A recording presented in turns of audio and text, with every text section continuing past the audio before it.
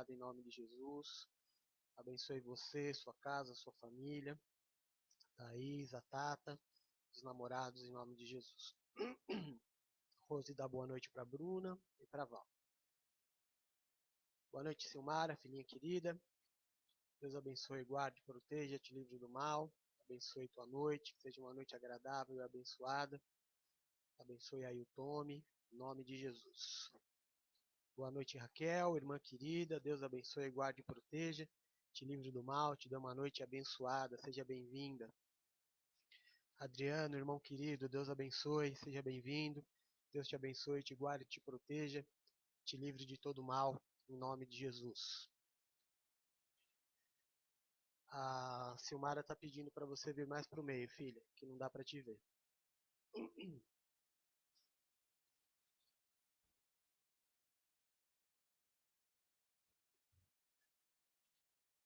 Aê! É verdade, disse a Rose. É verdade. Amém. Então vamos lá. Nós vamos começar o nosso estudo sobre Apocalipse, começando às 8h02. Graça e paz a todos. Vou colocar aqui os tópicos. A intenção, pelo menos a intenção, não é? Que nós consigamos falar hoje do capítulo 1 e capítulo 2, embora eu vá fazer com bastante calma, levar essa live até umas 8h40, 9h no máximo, para não se tornar cansativo, e também para que vocês consigam assimilar as informações, né? Também não adianta muito falar demais e as palavras se perderem. Boa noite, Bispo Adriana, filha querida, Deus te abençoe, te guarde, te proteja, te livre do mal, te dê uma noite muito abençoada em nome de Jesus. Boa noite, Elvira, minha irmã querida, Deus abençoe, te guarde, te proteja, te livre de todo mal, te dê uma noite abençoada em nome de Jesus. Amém? Então vamos lá, vamos falar sobre o livro do Apocalipse. Apocalipse é o livro das revelações. É o livro, sem dúvida nenhuma, mais complicado de se entender. É um livro cheio de simbologias, cheio de códigos, cheio de números, e para cada uma dessas coisas é necessário que haja uma interpretação. E quando a gente precisa interpretar, obviamente, nós vamos ter muitas variações de entendimento. Amém? Então, daquilo que eu vou passar para vocês, é aquilo que durante esses 30 anos de Evangelho, eu entendo como a verdade do livro de Apocalipse, é o meu entendimento, e obviamente de todas as pessoas às quais eu estudei, para poder chegar até essa conclusão. Boa noite, Jerusa, irmã querida. Deus abençoe, te guarde, te proteja, te livre de todo mal, te dê uma noite abençoada em nome de Jesus. Viu, Luciana, filha querida, seja bem-vinda também, bom te ter aqui. Deus abençoe, te guarde, te proteja e te livre de todo mal. Bom, falando sobre interpretação, olha só como as coisas são, né? Eu estava conversando hoje pela manhã com a Valéria sobre a questão da interpretação. A interpretação depende muito do momento e das minhas crenças. Eu estava conversando com ela sobre o posicionamento de João Batista. Embora tenha o mesmo nome do apóstolo, ele não é o apóstolo, né? É o profeta João, que veio ser o precursor de Jesus Cristo. Então, ele anunciava Jesus como um ao qual era muito superior a ele, que ele batizava com água, mas viria um que batizaria com fogo e com o Espírito Santo, que ele não era digno de desatar as sandálias. Quando Jesus aparece, ele diz para Jesus Cristo que ele não poderia batizá-lo, que o certo seria Jesus batizar a João. Jesus diz a ele que ele tem razão, que deveria ser assim, mas que fosse feito como o Pai desejava. Então, que João Batista batizasse a Jesus. E ele se alegra por ver a presença de Jesus. O tempo passa, João Batista é preso, e com o passar do tempo, o ministério de Jesus crescia, mas aparentemente não crescia de acordo com a expectativa que João Batista tinha sobre aquilo que seria o Messias. Talvez João Batista pensasse, como a maioria dos judeus até hoje, que o Messias viria portando armas, sendo um rei, liderando exércitos para colocar o povo de Israel no topo do mundo. Então, quando ele está na prisão, aí eu estava conversando com a Valéria e falei, olha como é engraçado, né? Como a situação muda as pessoas. Ele na prisão, os seus discípulos, ele pergunta, vai até Jesus e pergunta para ele se ele é mesmo o Messias ou se nós devemos esperar por outro. Ou seja, João Batista demonstra aqui uma certa decepção. Né? É ele mesmo ou a gente vai ter que esperar outro para vir libertar o povo de Israel? Os discípulos de João vão até Jesus e Jesus fazem essa pergunta e falam, João pediu para perguntar se é o Senhor mesmo ou se nós precisamos esperar por outro. E a resposta de Jesus demonstra bem o quão a expectativa de João Batista estava errada. E o Senhor diz para ele assim, olha, digam para João que os cegos vêm, os coxos andam e os mortos voltam à vida. Então é uma outra caminhada. Então, assim, tudo é uma grande expectativa. O livro do Apocalipse ele é uma expectativa. A gente pode ver toda a simbologia, como muitas pessoas defendem, e eu também acredito, que a visão que João Batista... Vocês não estão... O Adriano disse que não está conseguindo ouvir. Mais alguém está com problema de áudio? Dá um feedback para mim, por favor.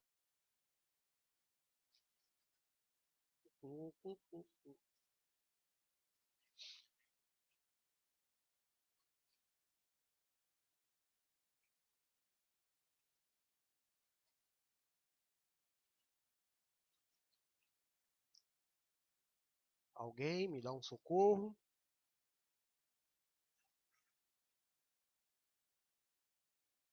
Vê se melhorou, tá? Que eu subi o som e cheguei o microfone um pouco mais perto.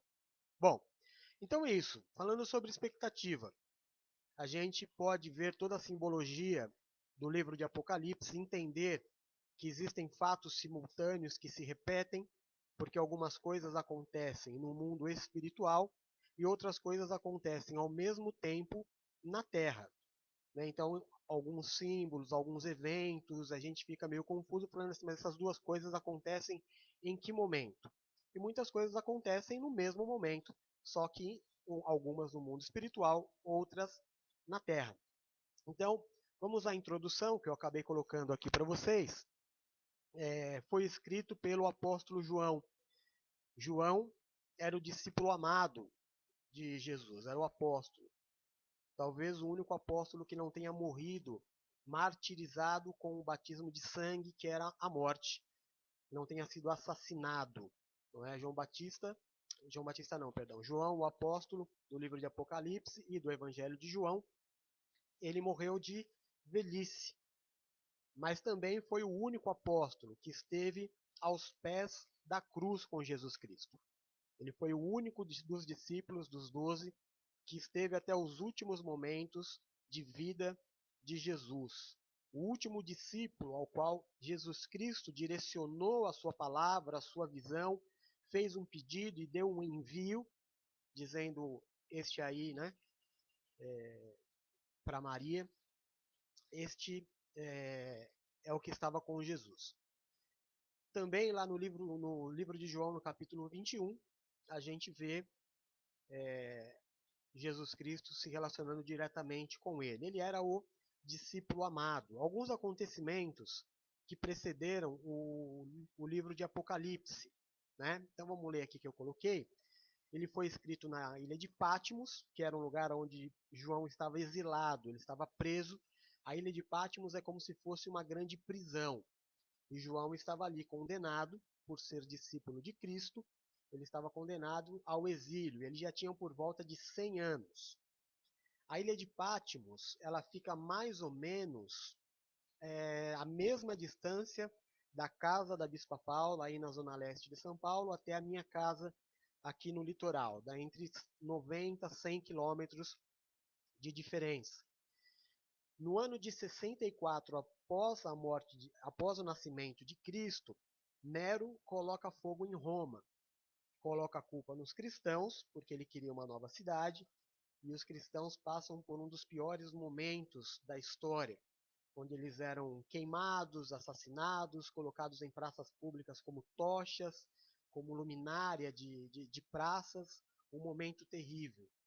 Neste momento, em 67 depois de Cristo, Paulo e Pedro foram assassinados devido a uma grande perseguição que agora os cristãos recebiam, que não era mais vinda dos judeus, e sim agora do exército de Roma. Então a coisa estava muito mais apertada para os cristãos neste momento onde Paulo e Pedro são perseguidos e são assassinados. No ano 70, após o nascimento de Jesus, no calendário cristão, Jerusalém é destruída pelo imperador Vespasiano. E no ano 95, mais ou menos, o apóstolo João escreve o livro de Apocalipse. João e Jesus tinham, pelos historiadores, mais ou menos a mesma idade. Então, a gente sabe que o calendário cristão, ele não é exatamente no ano em que Jesus nasce, então ele deveria ter aí por volta de 100 anos de idade. Amém? Então, como é que nós vamos dividir o primeiro capítulo do livro de Apocalipse? Nessa introdução, eu quero dizer a vocês assim: sempre que você quiser saber exatamente sobre o fim dos tempos, e é claro que eu estou fazendo esse estudo de Apocalipse por causa da pandemia, tá? Por causa da novela, porque fala-se muito sobre o fim dos tempos. O livro do Apocalipse, Apocalipse significa revelação, tirar o véu. Apo, tirar, lipse, véu. Então, tirar o véu, a revelação. Por que esse nome? Porque é a primeira palavra que aparece no livro. Assim como toda a Torá, o título do livro é a primeira palavra que aparece no texto. Tá bom? Então, se você quiser saber exatamente como será o final dos tempos, é melhor que você veja aquilo que Jesus Cristo disse, o próprio Deus dizendo como será o final dos tempos. Mas se você quiser saber os detalhes, pormenores, como tudo vai acontecer, então agora você está no lugar certo. Você está no livro de Apocalipse, onde todas as coisas serão reveladas. E você tem toda a liberdade do mundo para que, conforme nós formos lendo e eu for dando a minha interpretação do livro, embora eu vá tentar ser o mais imparcial possível, cada um de vocês imaginando cada simbologia da melhor forma possível. Amém? Então, o livro ele é dividido. Em primeiro lugar, a saudação. Então, ele se apresenta como o apóstolo João, autor dos evangelhos, também como o servo de Cristo, direcionado pelo próprio Senhor Jesus a escrever todas estas coisas. A carta, inicialmente, ela é dirigida às 7 igrejas. Acho que é interessante até nós lermos o primeiro capítulo. E eu esqueci de abrir aqui, mas deixa eu abrir aqui rapidinho. Apocalipse. Ah, não, perdão. Eu coloquei aqui no material. Então, diz assim, a primeira parte até o versículo 6. Revelação de Jesus Cristo, que Deus lhe deu para mostrar aos seus servos o que em breve precisa acontecer. Aqui eu quero dar uma paradinha, irmãos, na leitura de Apocalipse capítulo 1, porque na maioria das traduções ele está assim: o que deve acontecer. Esse deve acontecer, já me perguntaram algumas vezes. Apóstolo, então não é certo que vá acontecer? É alguma coisa que supostamente pode acontecer? Deve acontecer? Não, a tradução não é essa. A tradução é que precisa acontecer rapidamente, tá? Então, se na tua tradução da sua Bíblia está da forma com que eu disse, você entenda dessa forma, que em breve precisa acontecer. Ponto. Ele enviou ao seu anjo para torná-la conhecida ao seu servo João. Versículo 2, que dá testemunho de tudo o que viu, isto é, a palavra de Deus e o testemunho de Jesus Cristo. Feliz aquele que lê estas palavras desta profecia, e felizes aqueles que ouvem e guardam o que nela está escrito, porque o tempo está próximo. Vamos dar uma paradinha aqui, vamos interpretar esse versículo 3.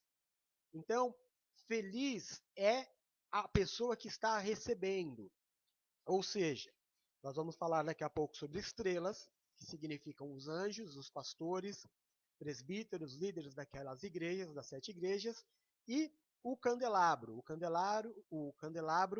que na verdade é o menorá, né, na Bíblia e dos judeus e do Torá, que significam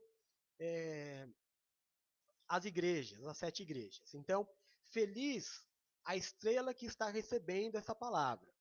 E felizes, ou sejam, a igreja, as pessoas que ouvem e vão guardar aquilo que está recebendo e que vai acontecer num futuro próximo. Versículo 4. As 7 igrejas da província da Ásia. A vocês, graça e paz da parte daquele que é, que era e que há de vir, dos 7 espíritos que estão diante do seu trono, e de Jesus Cristo, que é a testemunha fiel, o primogênito dentre os mortos e o soberano dos reis da terra. Ele nos ama e nos libertou dos nossos pecados por meio do seu sangue, e nos constituiu reino e sacerdotes para servir a seu Deus e Pai. A ele sejam glória e poder para todo o sempre. Amém. Então esta é a saudação, o início do livro do Apocalipse, o apóstolo João dizendo estas palavras. Depois nós vamos pegar aqui do versículo 8, 7 e 8, que vai falar sobre Jesus ser o alfa e o ômega. Então a palavra de Deus em Apocalipse 1, 7 diz assim: Eis que ele vem com as nuvens, e todo o olho verá, até mesmo aqueles que o traspassaram, aqueles que judiaram dele, né, que mataram. E todos os povos da terra se lamentarão por causa dele. Assim será. Amém. Eu sou o Alfa e o Ômega, diz o Senhor Deus, o que é, o que era e o que há de vir, o Todo-Poderoso. Eu, João, irmão e companheiro de vocês no sofrimento, no reino e na perseverança em Jesus, estava na ilha de Patmos por causa da palavra de Deus e do testemunho de Jesus. No dia do Senhor, achei-me no Espírito e ouvi por trás de mim uma voz forte, como de trombeta, que dizia: Escreve num livro o que você vê e envie às 7 igrejas: Éfeso, Esmirna, Pérgamo, Tiatira, Sardes, Filadélfia e Laodiceia. Deixa eu só descer aqui um pouquinho. Aliás, subir, né? Que eu dei uma descida no meu texto. Algumas coisas interessantes acontecem aqui. Primeiro, por que essas 7 igrejas? Segundo alguns estudos que eu fiz, Éfeso, obviamente, a maior igreja que existia, tinha o maior número de pessoas. Igreja onde o apóstolo Paulo permaneceu dirigindo por 3 anos, depois foi levada adiante por Timóteo, então uma igreja muito bem edificada, que o Senhor tem algumas palavras diretamente para cada uma dessas igrejas e a gente vai ver daqui a pouco. Mas por que estas 7 igrejas? Segundo alguns estudos que eu fiz, essas igrejas ficavam próximas ao que hoje nós temos como correio.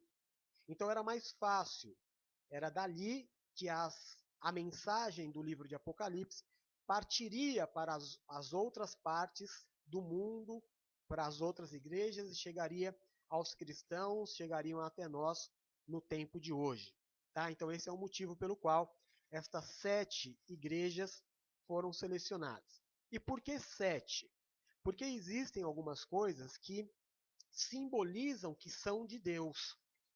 Existem alguns números que a Bíblia repete, e o livro do Apocalipse vai deixar isso muito claro. Então, nós temos o número 3, que significa a trindade, que significa a confirmação, não é? Entre outras coisas. Depois a gente faz um estudo aí só sobre os números. O livro do Apocalipse vai falar sobre os sete. Nós já ouvimos aqui os sete espíritos, vamos ter os selos, vamos ter as sete igrejas, as sete estrelas. O sete é o número da perfeição. O sete significa o completo, aquilo que foi feito completamente. E nós temos o número 6, também o Apocalipse vai mostrar que é o número daquilo que não chegou à perfeição. Então, a gente vai falar sobre o número da besta daqui a pouco, que é o 666, aonde ele é descrito como este é um número de homem, 666. Meia porque é o número da imperfeição. 3 vezes 666 é porque é a confirmação. O 3 não é a confirmação? Então, sendo um livro bíblico, os números falam conosco também. Então, 666 é a confirmação daquilo que é imperfeito, daquilo que é incompleto, é o número do anticristo, o número da besta. Tá? Depois nós temos o 12, que é o número dos apóstolos, o número das 12 tribos. Temos muitos 12. Temos até a revelação dos 144 mil. Quando a Bíblia diz mil, ela trata de multidão, de muitas pessoas. Então, acho que é a maior pergunta do livro de Apocalipse, a que mais fazem. Apóstolo, só 144 mil pessoas serão salvas? Não. Todo o livro de Apocalipse precisa de uma interpretação. Então, o que é os 144 mil?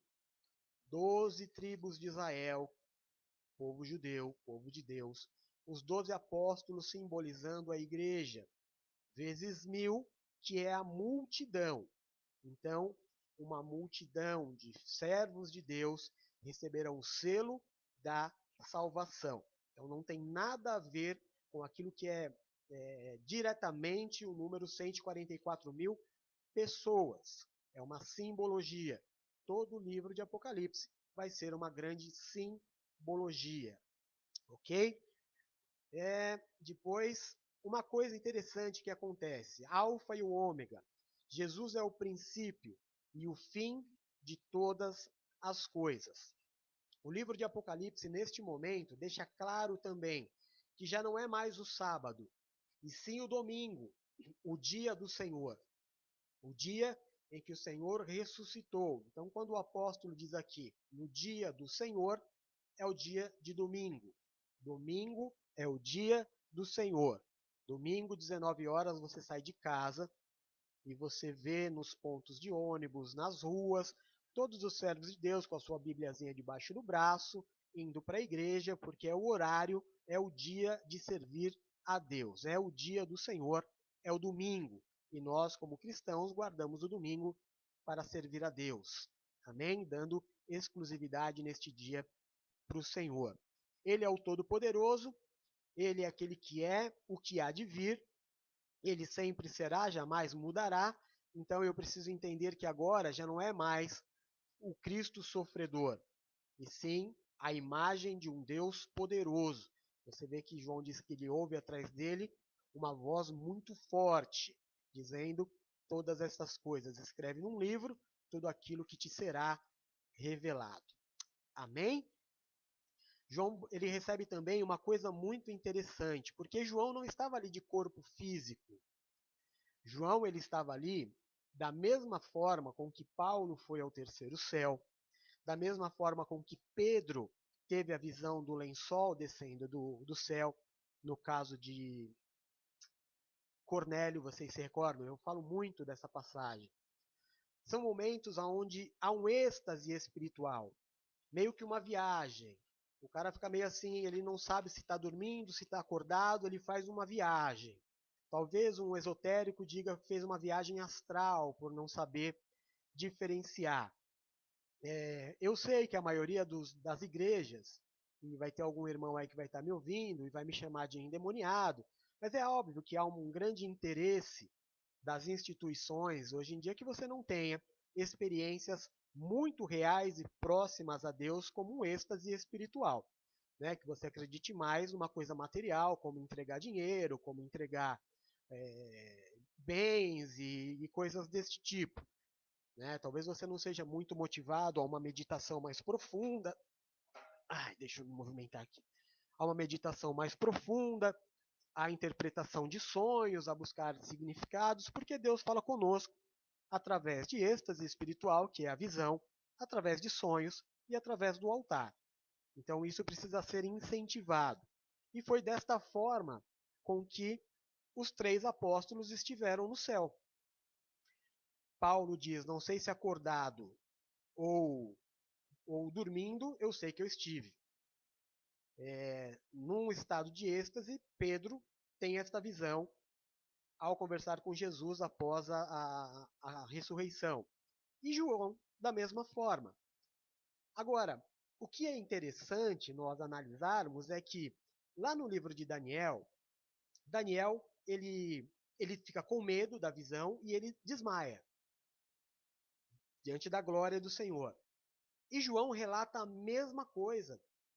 Mesmo não estando de corpo presente, estando em espírito, estando num estado de êxtase, ainda assim a unção, a presença, o poder é tão grande que ele perde a força de um corpo que nem travou. A Lu disse que travou. Eu vou esperar um pouquinho. Voltou? Mas perdeu muito do que eu falei, Lu? Bom, depois vai estar também no vídeo. E aí vocês veem na íntegra tudo se perdeu alguma coisa. Tá? Então eu estava falando dessa questão do êxtase espiritual. Eu vou colocar um texto aqui para vocês, para que depois vocês analisem e tirem as próprias conclusões. Tá? Então postei aqui no nosso chat um texto onde tem algumas referências bíblicas que você pode fazer aí uma busca, tá bom? Aí no versículo 9, vamos ler? Do versículo 9 até o versículo 11. Cadê? 8, aqui. Ó, o alfa e o ômega nós lemos, né? Agora vamos ler do 12 ao 17. Que é a visão do Senhor glorificado. Então diz assim o versículo 12. Voltei-me para ver quem falava comigo. Voltando-me, vi 7 candelabros de ouro, e entre os candelabros alguém semelhante a um filho de homem, com uma veste que chegava aos seus pés e um cinturão de ouro ao redor do peito. Sua cabeça e seus cabelos eram brancos como a lã, tão brancos quanto a neve, e seus olhos eram como chama de fogo. Seus pés era como o bronze numa fornalha ardente, a sua voz como o som de muitas águas. Tinha em sua mão direita 7 estrelas, e da sua boca saía uma espada afiada de 2 gumes. Sua face era como o sol, quando brilha em todo o seu fulgor. Quando o vi, caí aos seus pés como morto. Então ele colocou a sua mão direita sobre mim e disse: não tenha medo, eu sou o Alfa e o Ômega, o primeiro e o último. Então vamos lá. Começando lá em cima, ele voltou-se para ver quem falava com ele, e ele teve a visão dos 7 menorás, dos 7 candelabros, que são as 7 igrejas. Entre os candelabros, semelhante ao Filho do Homem, ele viu Jesus com uma veste que chegava até os seus pés e com ouro. O ouro significa soberanidade, todo o poder, significa realeza. Então ali representa Jesus como rei. Na sua cabeça, cabelos eram brancos como a lã, tão brancos quanto a neve. O que isso significa, irmãos? Significa sabedoria, experiência, tempo, tudo aquilo que nós deveríamos ter quando nós encontramos na rua uma pessoa de cabelos brancos. Toda a história vivida, venceu em chegar até esta idade, muita coisa para ensinar, muita coisa para contar. Então, os cabelos brancos significam sabedoria, tá bom? Os olhos eram como chama de fogo. Nada se perde dos olhos do Senhor. O fogo é o poder que purifica. Lembra que nós já falamos nas aulas, aquilo que purifica o ouro, aquilo que tira toda a impureza. Então, é o fogo. O olhar do Senhor é aquilo que consome de nós toda a impureza. Então, o seu olhar era como chamas de fogo.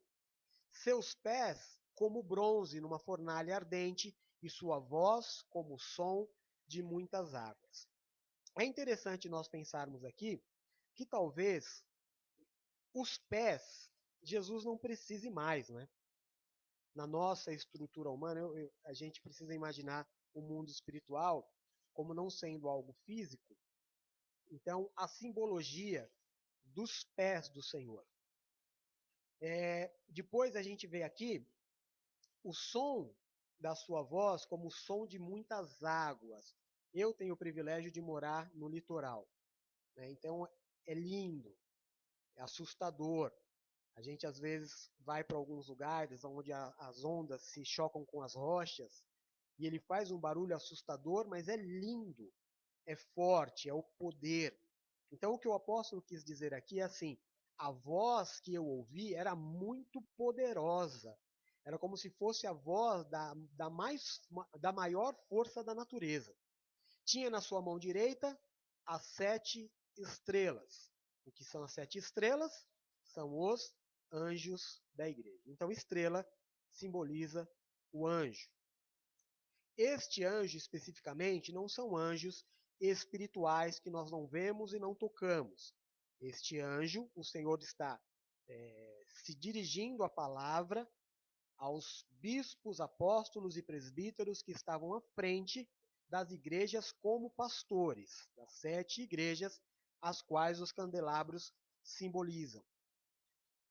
E da sua boca saía uma espada afiada de 2 gumes. Sua face era como o sol quando brilha em todo o seu fulgor.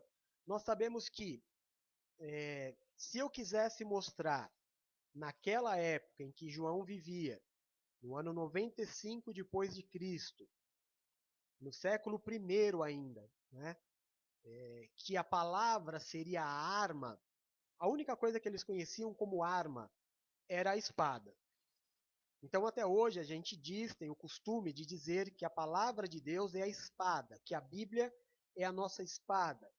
Então, essa simbologia de sair da boca de Jesus uma língua que era como uma espada afiada de 2 gumes que corta dos 2 lados, significa que a palavra de Deus é a nossa arma. A palavra do Senhor não voltará vazia. E ele brilhava com toda a sua glória, parecendo o sol, ou seja, muito difícil de olhar.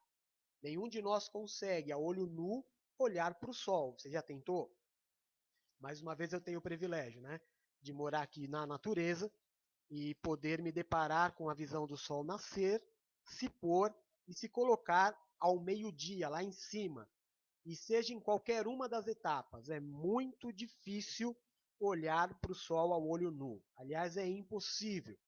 E ele diz aqui que era como se olhasse para o sol em seu todo fulgor, ou seja, no sol do meio-dia, o mais forte, impossível de se ver a face da glória do Senhor. Tanto que quando ele tem essa visão, ele mesmo não estando num corpo físico, ele perde os sentidos e ele desmaia, assim como relata o livro de Daniel. Daniel teve a mesma atitude, o mesmo sentimento. O Senhor então coloca a mão direita sobre ele e diz: não tenha medo, eu sou o primeiro e sou o último. Depois, no versículo 18 a 20, ele vai dizer que ele é aquele que vive. Então, diz assim o versículo 18: sou aquele que vive. Estive morto, mas agora estou vivo para sempre. E tenho as chaves da morte e do Hades. Hades é o irmão, é mais ou menos uma coisa assim da guerra, né, do sangue. Se eu não me engano, Hades é o irmão de Odin, não é isso? Da mitologia, alguma coisa assim. Eu vou ver melhor e vou falar para vocês, tá? Mas ele tem a chave da morte e da guerra, do Hades. Escreva, pois, as coisas que você viu, Agora vem uma chave importante. Tanto as presentes, como aquelas que ainda irão acontecer. Este é o mistério das 7 estrelas que você viu na minha mão direita e dos 7 candelabros. As 7 estrelas são os anjos das 7 igrejas. E os 7 candelabros são as 7 igrejas. Então, assim, a parte final do livro de Apocalipse. O Senhor traz na sua mão a chave da vida, da morte, a porta que ele abre ninguém fecha, e a porta que ele fecha ninguém abre. Pede para que ele faça o quê? Escreve tudo o que você está vendo. Então aqui eu gostaria que vocês fizessem um exercício de empatia. Se colocassem no lugar de João e, e tentasse descrever. A gente lê hoje o livro de Apocalipse, por exemplo. Eu vou dar um exemplo, tá? Lá na frente a gente vai falar disso bem explicadinho. Mas imagina você é João. Deus te leva para o céu. Você está passando por toda essa situação, está diante do Senhor de uma forma assim muito poderosa e gloriosa, e você precisa escrever o que você está vendo. Coisas presentes. Então, o Senhor diz para ele: eu quero que você escreva aquilo que você vai ver do tempo atual e daquelas que ainda estão por vir. Então, daquelas que ainda estão por vir, João não conhecia, irmãos. Então, eu posso dizer para você assim: quando diz do dragão, né, que tem várias cabeças, que cuspia fogo, será que era um dragão? Ou será que era uma nave? Será que era um avião? Será que era um tanque de guerra? O que foi que ele viu que ele não conhecia e que ele teve que transcrever daquilo que ele tinha como vocabulário? Então, olha eu, agora a minha posição. Eu estou dizendo para você assim, talvez o que João viu, dizendo que era um dragão, fosse um avião jogando bombas. Por quê? Porque é o que eu, de Zeus, né, Du? Isso. Eu falei de eu tava com o Thor na cabeça. Obrigado. Obrigado, filho lindo. Eu falei Odin, né? Eita. O que eu tava falando? Bom, aí, assim, porque é a visão que eu tenho, que nós temos hoje. Mas talvez sejam situações e coisas que ainda nem existem. Mas se eu tivesse que escrever, o que eu ia dizer? Talvez eu, ao invés de dragão, eu escreveria um avião, um foguete, uma nave, sei lá. Então é interpretativo, tá bom? Então tudo aquilo que João for dizer das coisas futuras, nós precisamos entender que ele está dizendo segundo o entendimento que ele teve naquele momento. Amém? Então eu acho que no capítulo 1 é isso. O capítulo 2, o versículo 20 é aquele que vive, né? Deixa eu ver. Não. Isso. Deixa bem claro aquilo que eu já tinha explicado, né? As 7 igrejas e os 7 anjos. Aí no capítulo 2 de Apocalipse, que é onde nós vamos fazer até hoje parar, depois, semana que vem a gente vai por 3, nós vamos falar sobre a carta enviada a Éfeso, a Esmirna, a Pérgamo e a Tiatira. As igrejas, elas seguem mais ou menos uma linha que o Senhor ele dá um elogio e faz uma correção, mas não a todas. A Esmirna, por exemplo, ele só faz um elogio. A Esmirna e a Filadélfia, ele não faz nenhuma correção. Já a Laodiceia, ele só faz uma repreensão. Então, vamos ler e vamos conversar sobre eles. Será que eu coloquei aqui? Acho que não. Sim, vamos lá. Capítulo 2, versículo 1 é a carta a Éfeso. Ao anjo da igreja em Éfeso escreve: estas coisas são as palavras daquele que tem as 7 estrelas em sua mão direita e anda entre os 7 candelabros de ouro. Conheço as suas obras, o seu trabalho árduo e a sua perseverança. Sei que você não pode tolerar homens maus, que pôs à prova os que dizem ser apóstolos, mas não são, e descobriu que eles eram impostores. Você tem perseverado e suportado sofrimentos por causa do meu nome, e não tem desfalecido. Então aqui o Senhor está apresentando para a igreja de Éfeso, que era a igreja mais estruturada da época, aquilo que eles tinham de boas obras. Aí ele vem e diz assim: mas contra vocês, o que eu tenho? Vocês abandonaram o primeiro amor. Lembre-se de onde vocês caíram. Arrependam-se e pratique as obras que praticava no princípio. Se não se arrepender, virei a você e tirarei o seu candelabro do lugar dele. Mas há uma coisa a seu favor. Você odeia as práticas dos nicolaítas, como eu também as odeio. Presta muita atenção. Jesus está dizendo de algo que ele odeia. Então nós precisamos ficar atentos ao que isso significa. Aquele que tem ouvidos, ouça o que o Espírito diz às igrejas.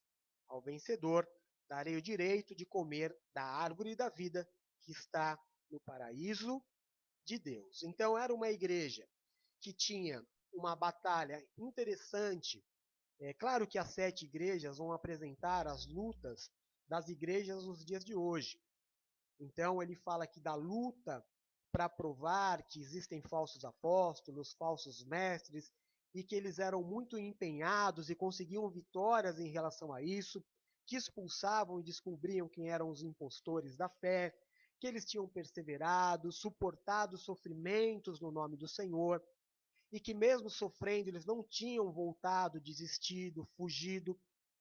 Mas, prestem atenção, a igreja é uma igreja antiga. Aqui, quando ele diz voltar ao primeiro amor, vocês abandonaram o seu primeiro amor, o Senhor já está dizendo à segunda geração da igreja, que não se posicionava como a primeira. E então, no versículo 5, o Senhor diz assim para eles: presta atenção e olha aonde vocês caíram.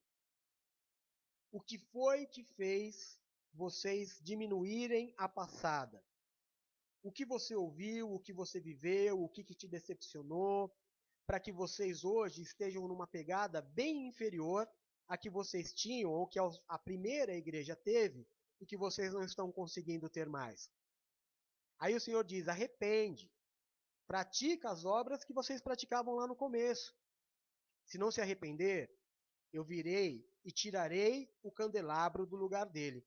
O que é o candelabro? Não é a igreja? Se vocês não se arrependerem, eu vou tirar a igreja do lugar. Mas há uma coisa ao seu favor, e isso eu quero que vocês prestem muita, mas muita atenção. A favor de vocês, eu tenho que vocês odeiam a prática dos nicolaítas. O que é o nicolaíta? Não é uma seita, e também não tem nada a ver com o diácono Nicolau. Nicolaítas era uma atribuição dada a homens que estavam na igreja e que faziam a cabeça de um povo que era ou neófito ou tinha a mente mais fraca. Sabe as 6 coisas que Deus odeia? Tem a 7ª que ele abomina, não tem? Qual é a 7ª? Aqueles que fazem separação dentro da igreja. Nicolaíta eram as pessoas que causavam divisão na obra. Pessoas que ficavam entrando na mente das pessoas que eram mais frágeis e colocando minhoca na cabeça delas.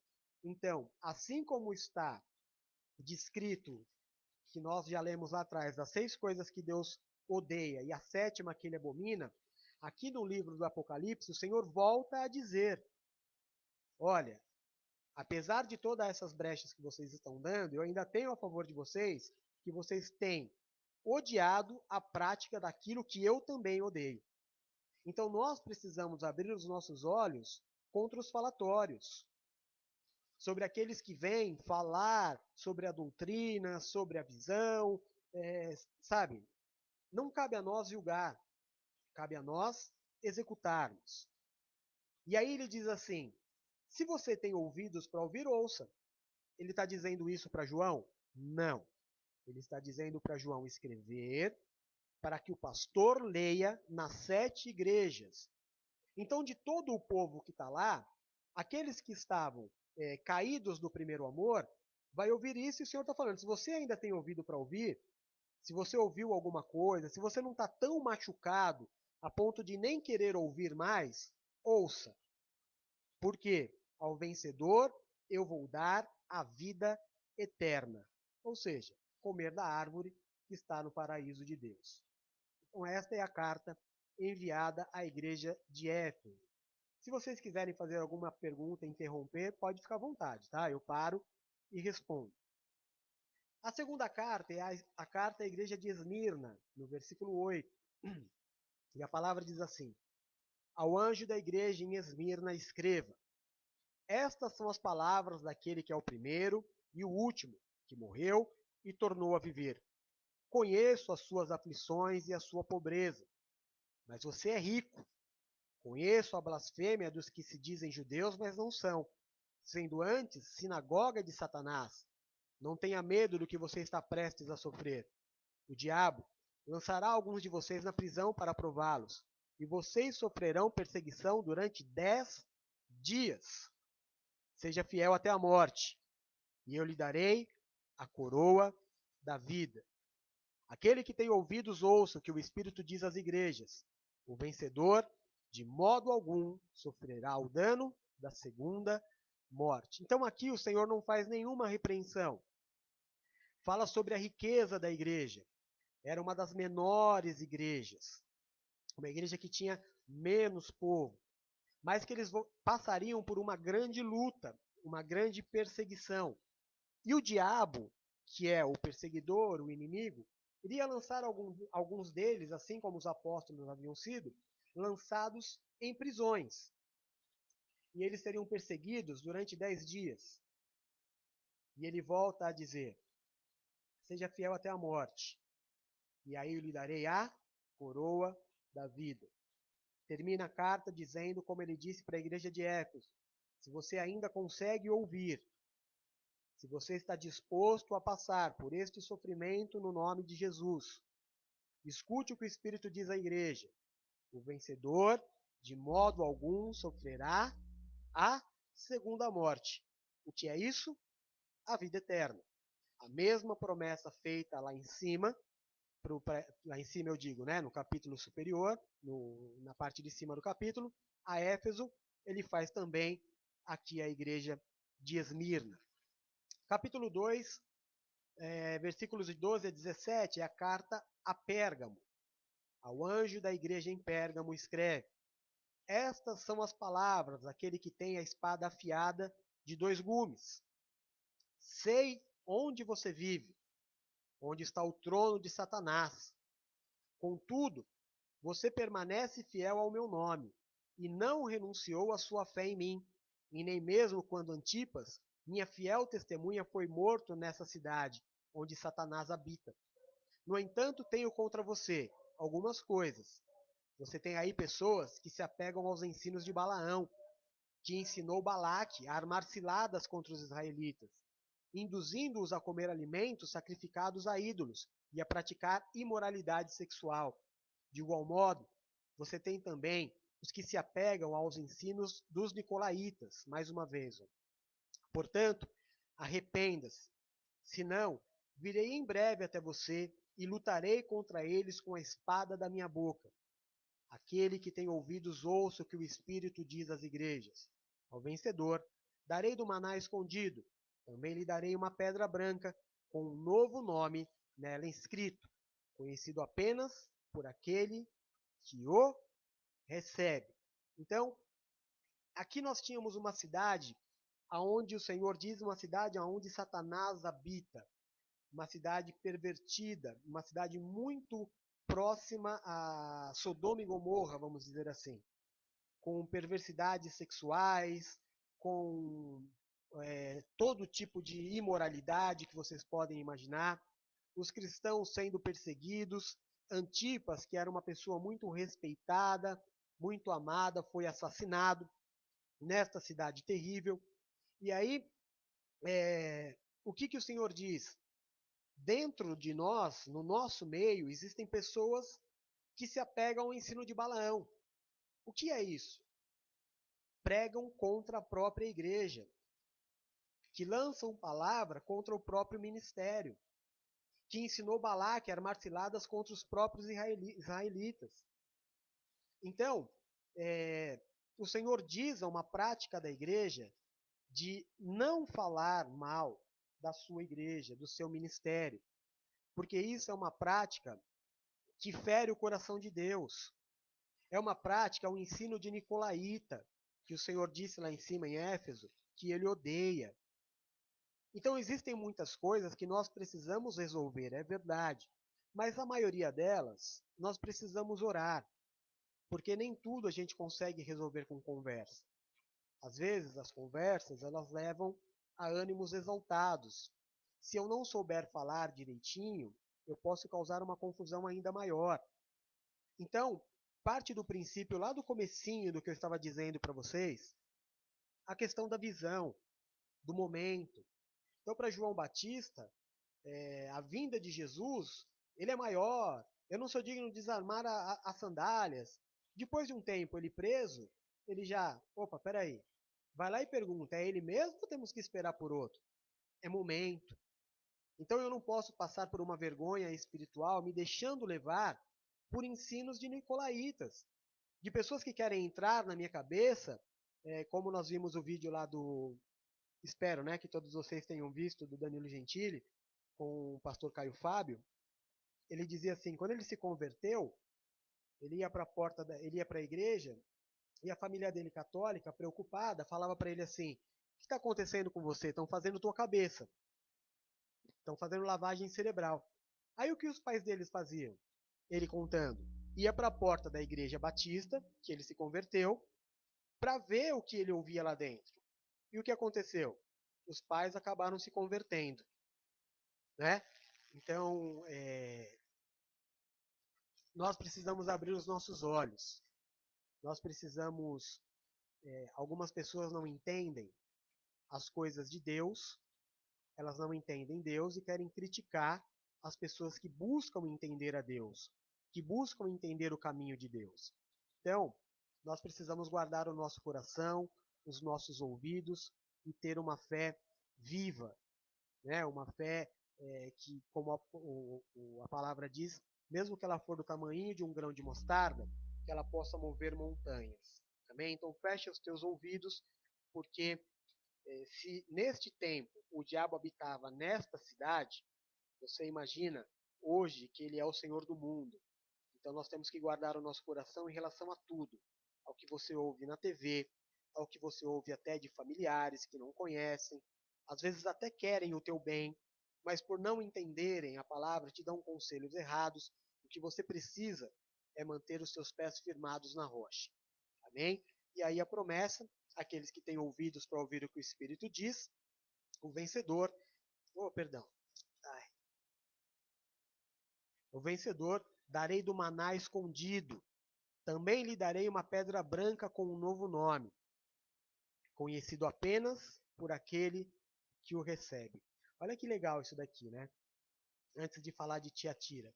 Você imagina que Satanás, ele foi para o céu e ele falou para Deus de Jó.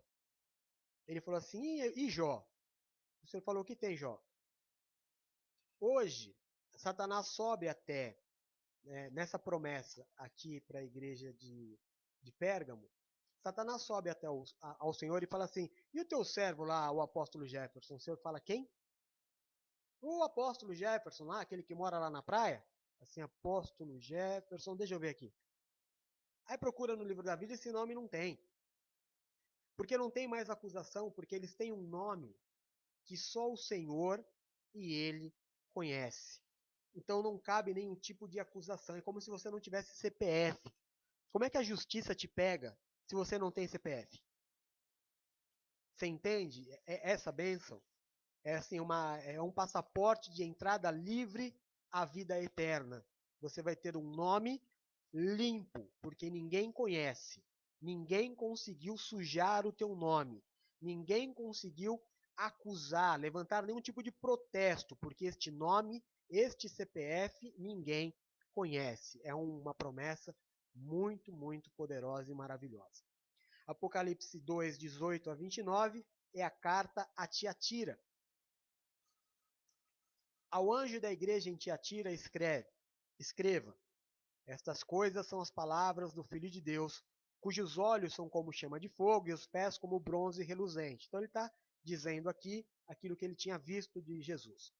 Conheço as suas obras, o seu amor, a sua fé, o seu serviço e a sua perseverança.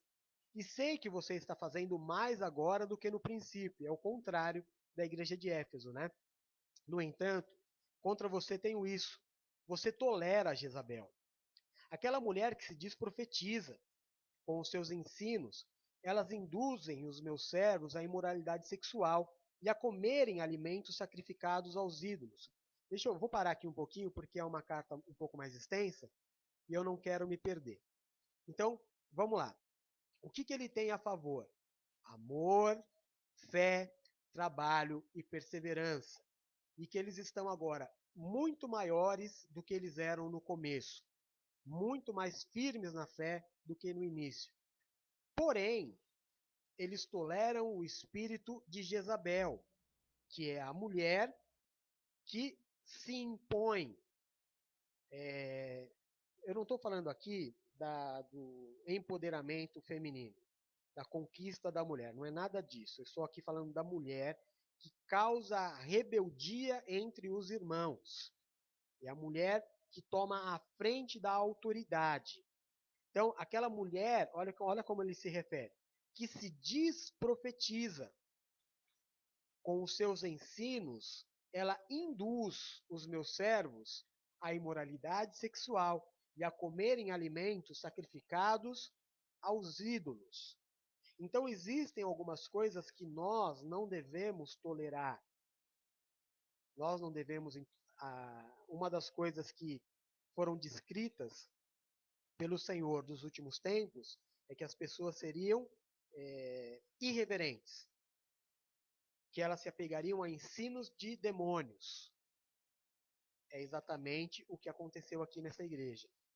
É este espírito de Jezabel, aquela mulher, pode ser um símbolo também, se diz profetiza, com os ensinos que estavam levando as pessoas à perdição.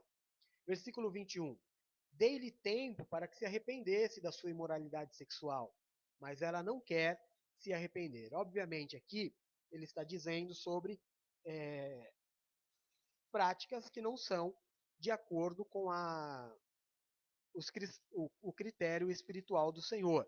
Homem, mulher, Adão e Eva. Amém? Então, deu um tempo para ela se arrepender, mas ela não quer se arrepender. Por isso, vou fazê-la adoecer e trarei grande sofrimento aos que cometerem adultério com ela, a não ser que se arrependam das obras que ela pratica. Matarei os filhos dessa mulher.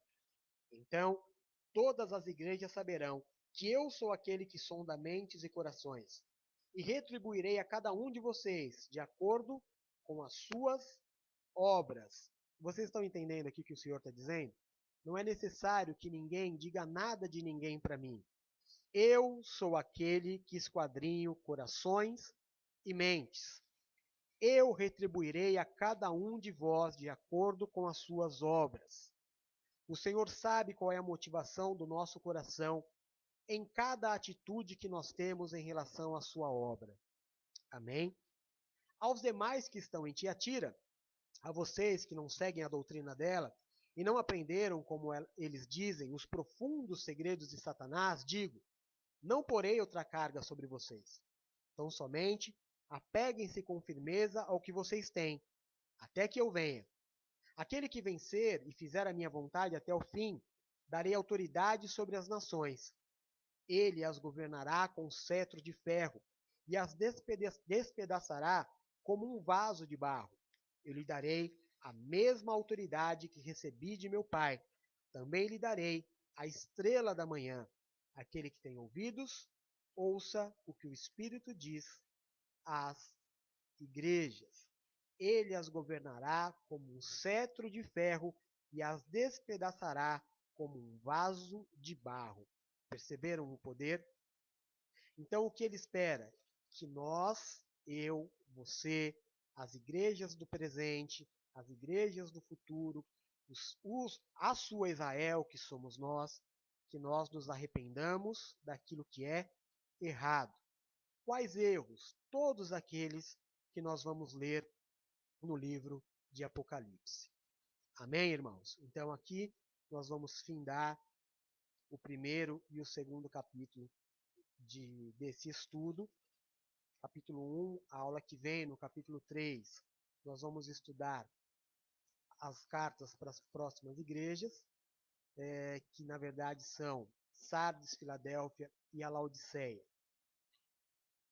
E eu pretendo fazer assim, bem, como eu disse, bem tranquilamente, né? Devagarzinho, para que haja um entendimento de vocês e que em 40 minutos, 1 hora por semana, nós possamos ir adiante. É claro que as partes mais polêmicas e de mais difícil entendimento, nós vamos começar a ver a partir da próxima aula, né? A coisa começa a pegar fogo quando começam as revelações e começam os grandes símbolos. Mas, de qualquer forma, eu acho que já tivemos aí uma boa introdução do livro de Apocalipse. Então, Deus seja louvado pela vida de cada um de vocês. Se alguém quiser fazer alguma pergunta, nós temos 1 hora e 2 minutos de live, são 9 horas e 2. Eu vou esperar até 9 e 4 para ver se alguém tem algum questionamento. E eu respondo, caso contrário a gente se despede, tá?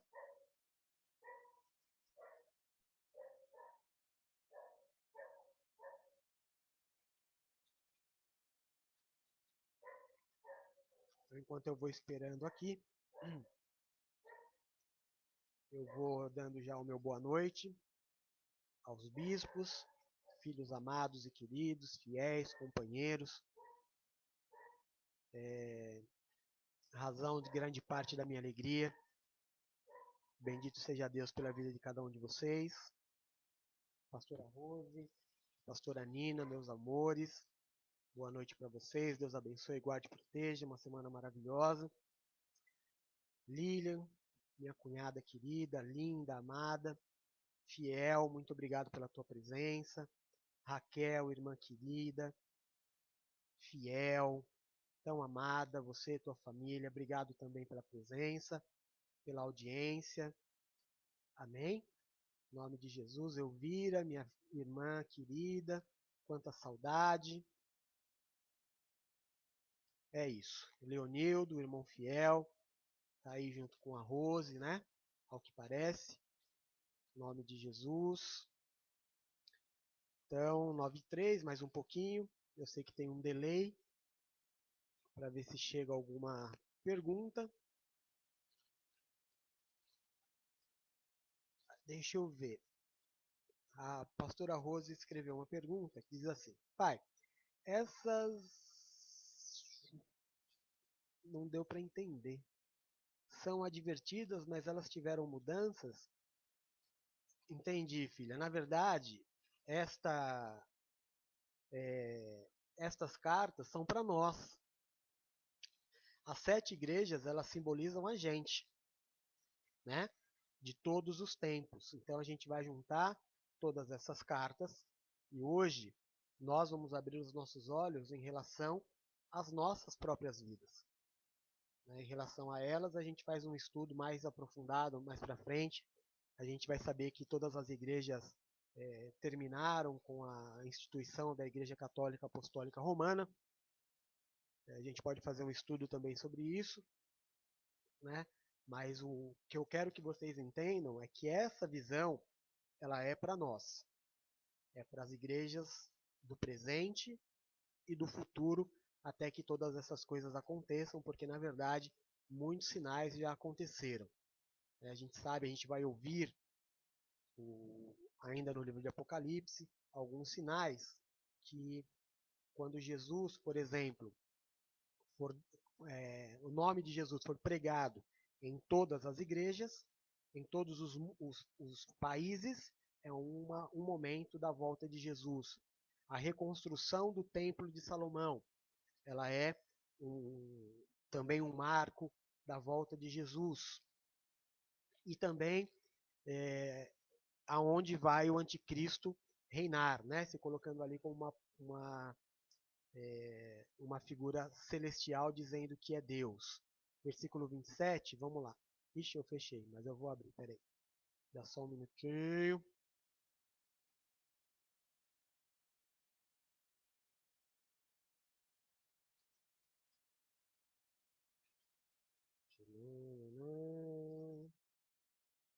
Do capítulo 1 ou do capítulo 2? Capítulo 2, né? Porque o 1 não tem.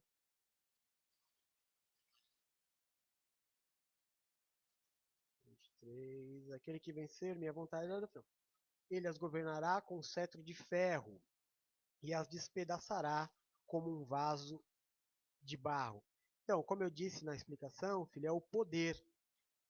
Né? Então você sabe que o ferro, o barro jamais prevalecerá contra o poder do ferro. Né? Então o poder do Senhor vai ser sempre maior do que qualquer resistência. Lá em cima, no início, ele se apresenta a João dizendo que ele é o Todo-Poderoso. Então, o governo do cedro de ferro simboliza o poder sobre as nações, o poder sobre a terra, o poder sobre as pessoas, o poder sobre o governo, o poder sobre o pecado, o poder sobre Satanás e o poder sobre a igreja, porque é uma palavra onde o Senhor está dizendo que ele vai trazer juízo contra a igreja, contra aqueles que insistirem dentro da igreja a permanecer numa condição de pecado e que ele está dizendo aqui, olha, a salvação pertence a vocês, tenho visto as suas obras, porém, eu tenho o cedro de ferro e você é o barro. É mais ou menos esta a explicação, tá? Satisfez? Se não, eu falo mais.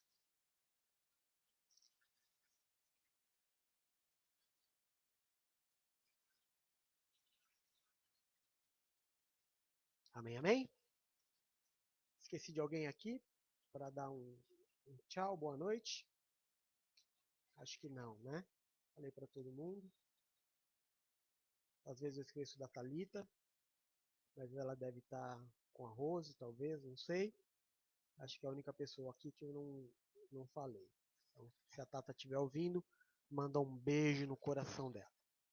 Amém, amém? Então, glória a Deus. Esse foi nossa primeira parte do estudo do livro do Apocalipse.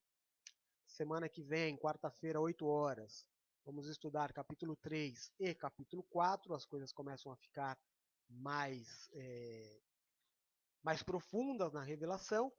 E no domingo, às 19 horas, o nosso culto aqui na live, enquanto nós estivermos ainda passando por este tempo de quarentena. Amo vocês em Jesus. Deus abençoe a todos. Até domingo. Tchau!